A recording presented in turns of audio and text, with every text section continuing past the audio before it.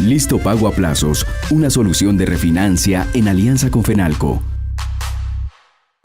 Bueno, buenas tardes para todos. Un gusto saludarlos. Beatriz, muchas gracias por la invitación como siempre. Muy interesante la discusión de esta mañana. Vamos a tratar de conectar algo de estos conceptos. Perdón, hay un... para pasar las láminas, por ahí a algún lado. Eso.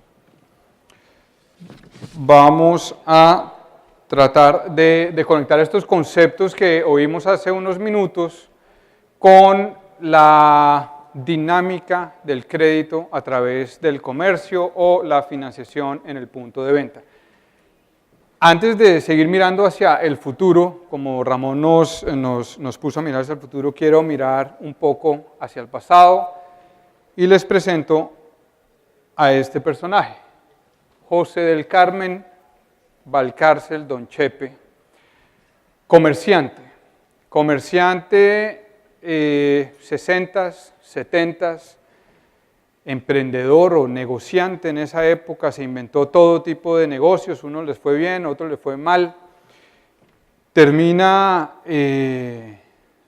muy, si se quiere, próspero al haberse ido a los llanos orientales, al Casanare, a Yopal Casanare, y allá abrir un almacén en un momento, esto es de nuevo tipo 70s más o menos, al principio de los 80s, en un momento donde todavía no había petróleo en el Casanare, y en Yopal realmente lo que había era un lugar de acopio para toda la agricultura o todo el mecanismo o la economía agropecuaria que existía en los llanos de esa época. Queda muy bien posicionado Don Chepe en ese momento porque tiene un almacén que especialmente le proveía de insumos a aquellos, si se quiere, empresarios que requerían motores, tractores, llantas, ¿qué más? Amortiguadores para su actividad agropecuaria. Tiene un almacén, Don Chepe. Lo conocí muy bien porque Don Chepe era mi abuelo y cuando me llevaban a los llanos, aunque parte del plan era ir a una finca y allá estar como muy vinculado pues, con el campo, realmente lo que terminaba pasando es que yo terminaba en el almacén con Don Chepe. Y vi mucho a Don Chepe en su actividad de ofrecer crédito a sus compradores. Y a mí me sentaban en ese calor de Yopal Casanare, básicamente ayudar a atender a algunos clientes y especialmente a anotar a aquellas personas a quien Don Chepe le daba crédito. Entonces, ¿qué recuerdo?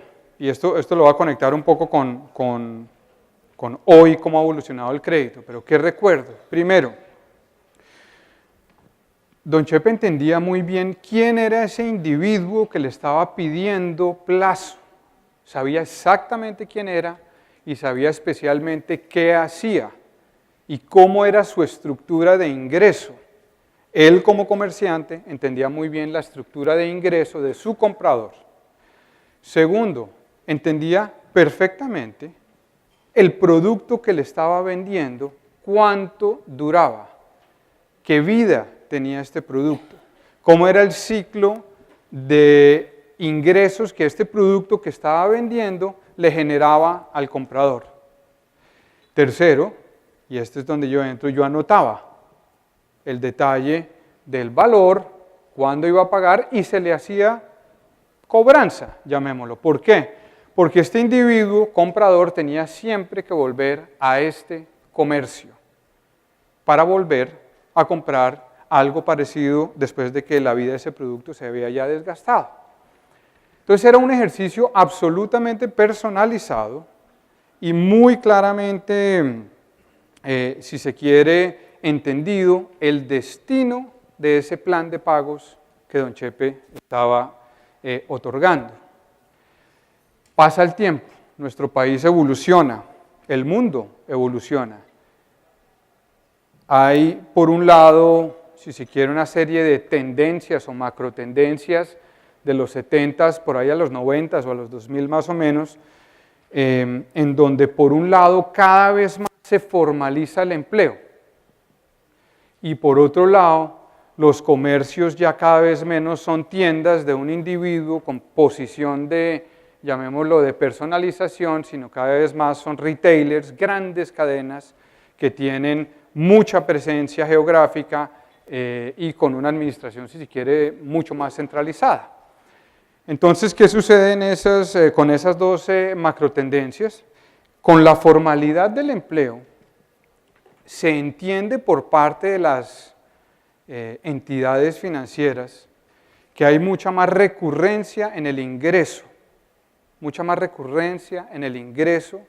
de las personas, porque tienen un empleo o quincenalmente o mensualmente hay un ingreso relativamente estable.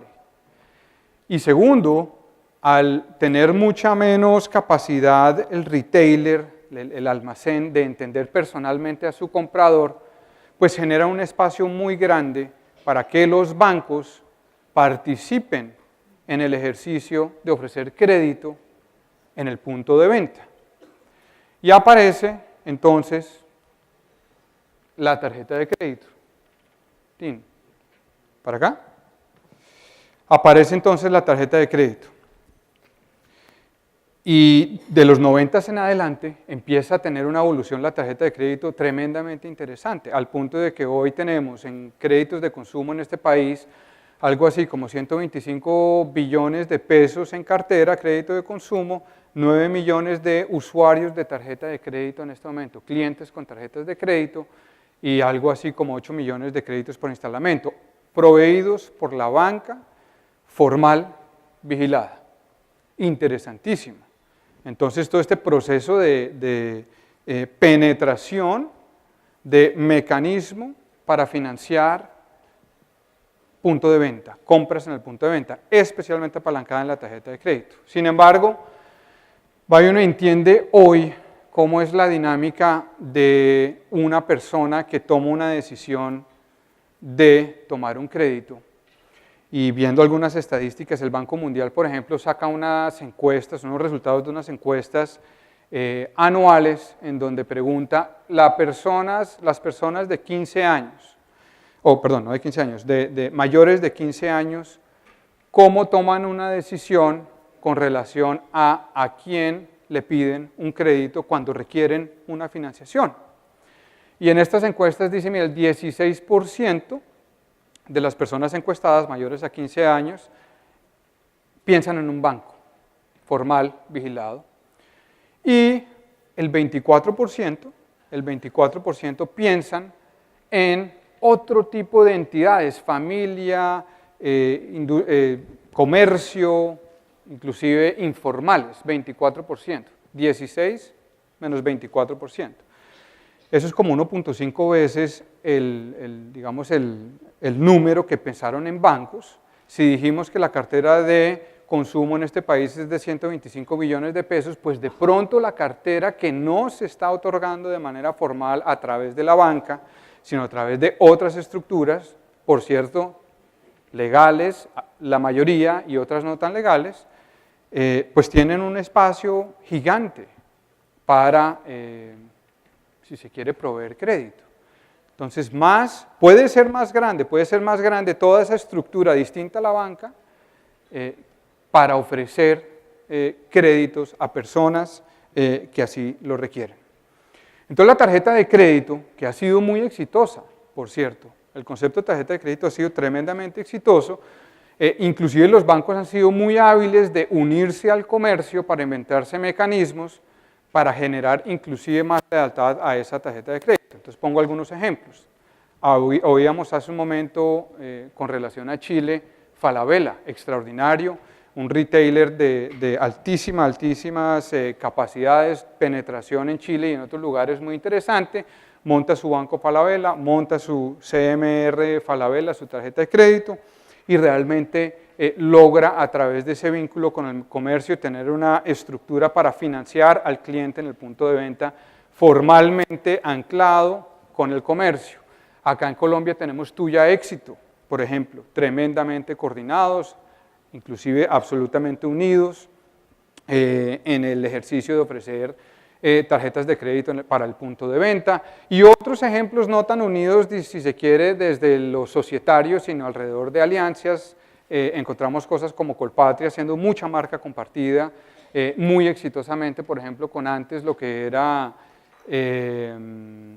Carrefour y después se volvió Cencosud, una tarjeta de crédito tremendamente exitosa también, de penetración bastante fuerte, y así muchas otras. Ahora, otros comercios grandes también han decidido acá en este país construir su propia estructura de financiación, no necesariamente vigilada, no necesariamente formal y no necesariamente con un banco detrás. Ejemplos, Flamingo, ejemplos, Muebles Jamar, muy interesante ejemplo, ya que estamos acá en la costa, y así muchos otros, Raico y otros que son comercios que han tenido la estructura y la maquinaria para poder proveer crédito a través del comercio.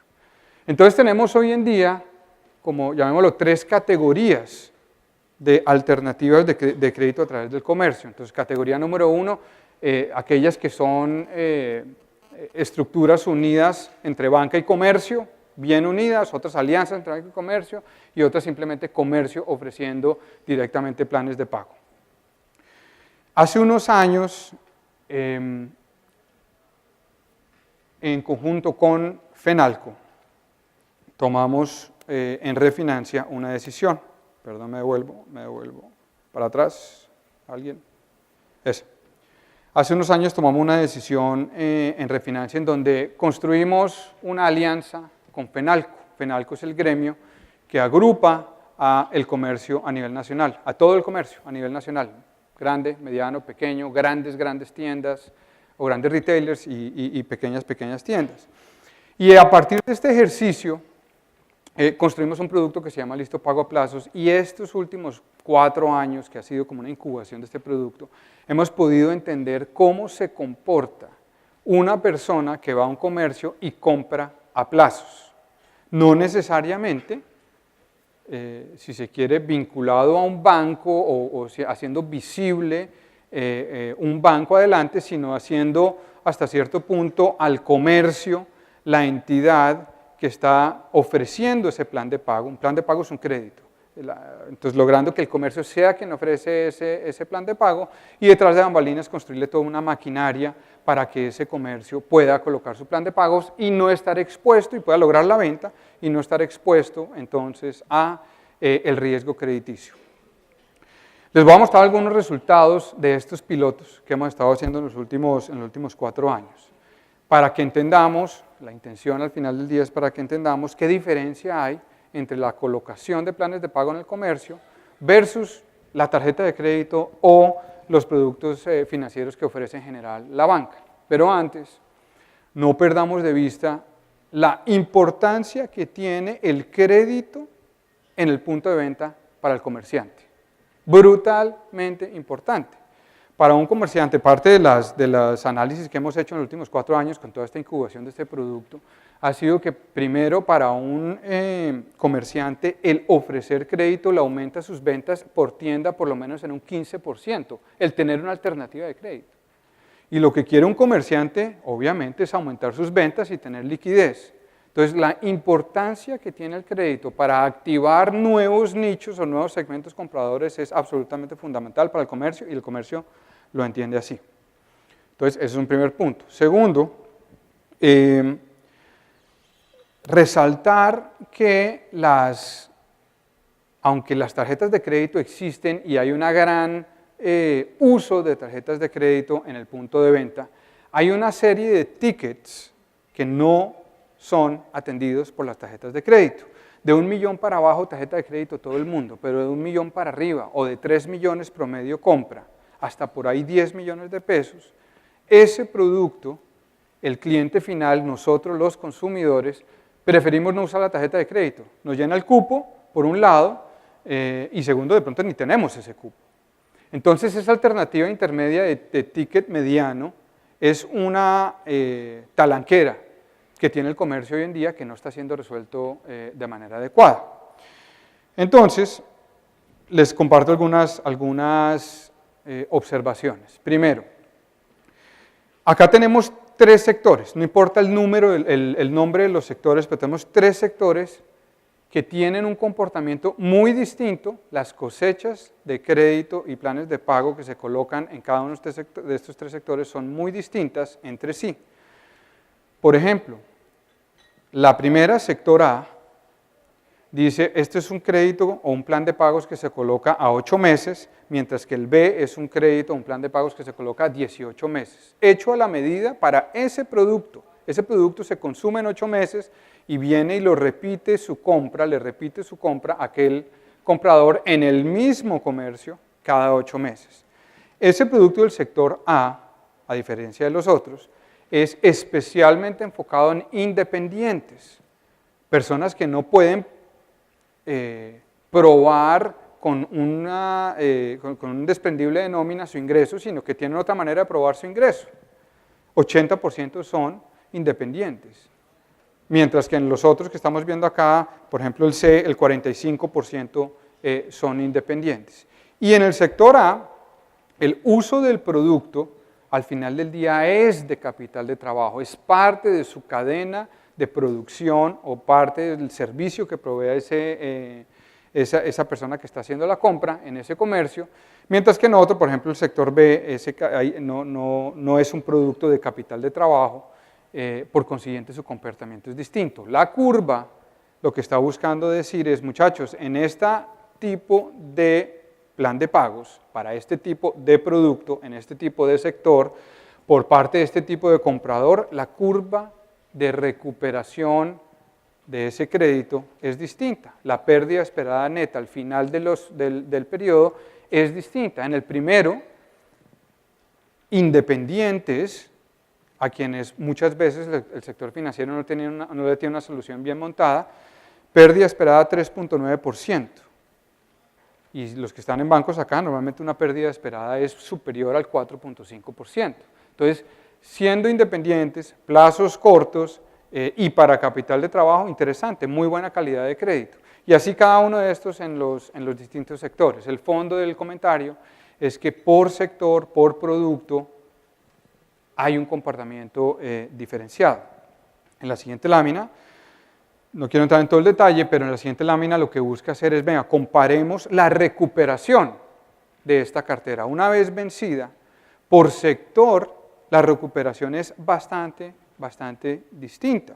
Ahí tenemos abajo, en el lado izquierdo, tenemos las barras son cada uno un sector y además se está comparando con tarjeta de crédito de un retailer banco.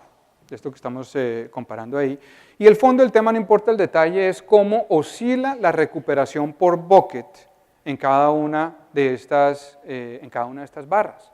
En algunos es mejor, en otros es peor. Y depende esa dinámica de recuperación precisamente del sector y del producto que se ha vendido a plazos. Y además, muy interesante, siguiente lámina, las líneas no punteadas, las líneas duras, son créditos de instalamiento ofrecidos promedio, ofrecidos por la banca, instalamentos. Las punteadas son este producto de planes de pago a plazo ofrecidos a través del comercio.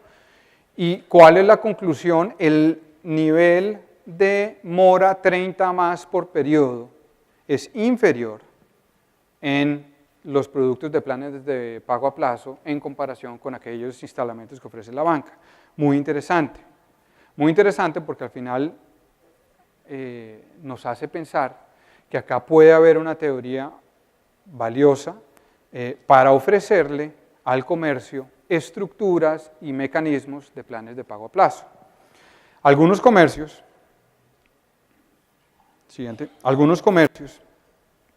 toman la decisión, como decía anteriormente, de montar su propia estructura para ofrecer planes de pago, pero la verdad es la gran masa de los comercios no tiene una estructura montada, no tiene la habilidad o el interés de construir toda una maquinaria para proveer crédito. El grupo que está acá reunido es especialista en crédito, todos entendemos que acá necesitamos tener muchísimo entendimiento sobre comportamientos de pago, sobre carácter del cliente final, fábricas de riesgo de crédito que puedan tramitar volúmenes gigantes por día en analizar créditos. Necesitamos igualmente, quien vaya a operar un crédito, requiere al final del día un core en donde pueda administrar toda la información asociada a un crédito y muy especialmente, además de administrar la cartera al día, pues tiene que tener la capacidad de recuperar cartera vencida.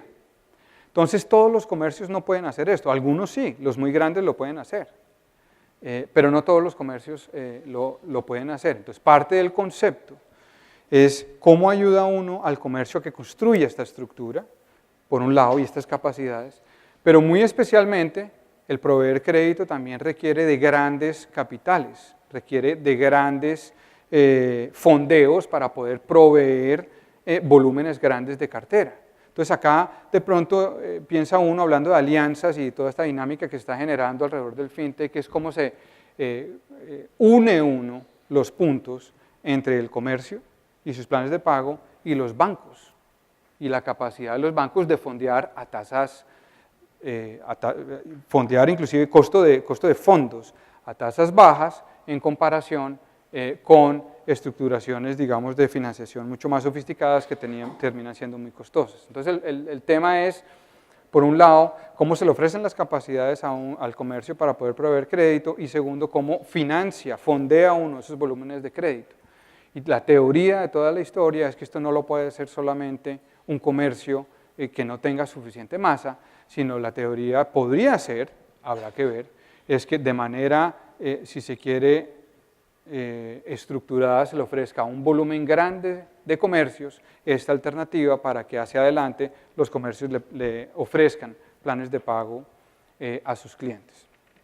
Ahora, los comercios tienen que transicionar. Ya hablamos esta mañana de toda esta influencia que está teniendo la evolución digital, pero detrás de esto yo creo que todos sabemos que lo que realmente hay es otro cambio de llamémoslo macro tendencias, importante, como el que comentábamos por allá en los 70s, que era formalización del empleo y crecimiento de cadenas.